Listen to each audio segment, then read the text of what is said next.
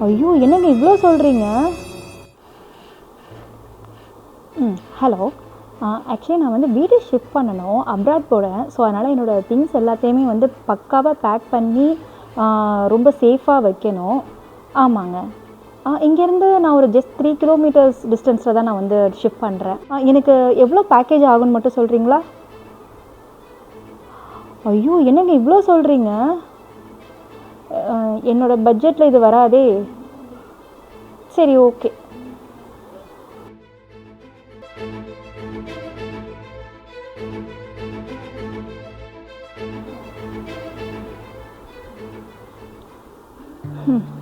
வீடு கூட நமக்கு இப்போ ஈஸியாக கிடச்சிருதுங்க.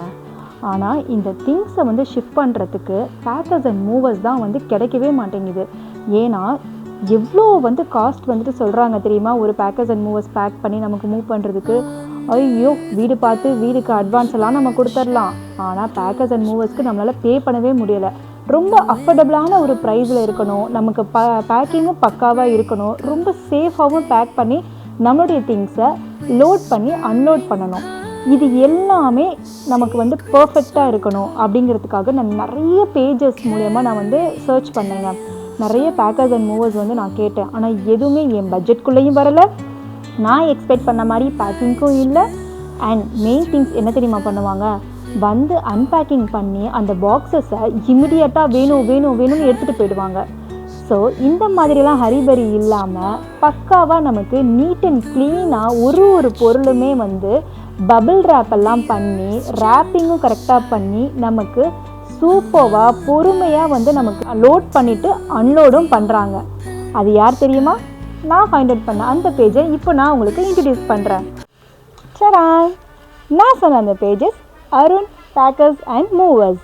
இவங்க சென்னையில் எங்கே வேணாலும் நமக்கு வந்து பக்காவாக பேக்கிங்கும் பண்ணி அன்லோடும் பண்ணி கொடுக்குறாங்க.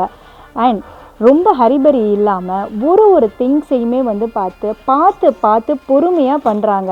எல்லோரும் மாதிரி தடபுடலாம் இல்லாமல் சூப்பரான பேக்கேஜ். ஏன்னா நம்மளுடைய கிளாஸ் ஐட்டம்ஸ் ஆகட்டும், டிவி, ஃப்ரிட்ஜு, இது எல்லாமே எவ்வளோ அழகாக வந்து ரேப் பண்ணி வைக்கிறாங்கன்னு மட்டும் பாருங்கள்.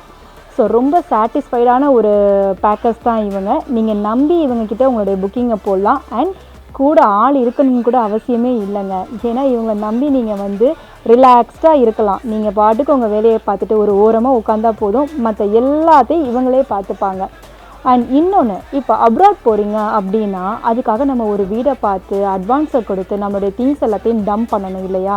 அது ஏகப்பட்ட தலைவலி. ஆனால் இவங்கக்கிட்ட அந்த கவலையே இல்லை.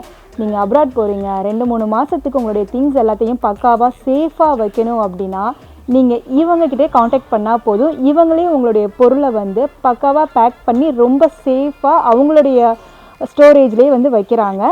ஸோ நீங்கள் திரும்பி வரும்போது உங்களுடைய பொருளை எந்த ஒரு டேமேஜும் இல்லாமல் எப்படி பேக் பண்ணாங்களோ அப்படியே உங்களுக்கு வந்து ரிட்டர்னும் பண்ணுறாங்க. அண்ட் அது மட்டும் இல்லை, இன்னொரு ஹைலைட் பாயிண்ட்ஸ் என்ன தெரியுமா? நான் ஏற்கனவே சொன்ன மாதிரி மற்ற பேக்கர்ஸ் அண்ட் மூவர்ஸ் எல்லாருமே வந்துட்டு அன்பேக்கிங், அதாவது அன்லோட் பண்ணிட்டதுக்கு அப்புறமா அன்பேக்கிங் அவசரமாக பண்ணிவிட்டு அவங்களுக்கு இந்த பாக்ஸஸ்லாம் வேணும்னு எடுத்துகிட்டு போயிடுவாங்க. ஆனால் இவங்க அப்படி கிடையாது.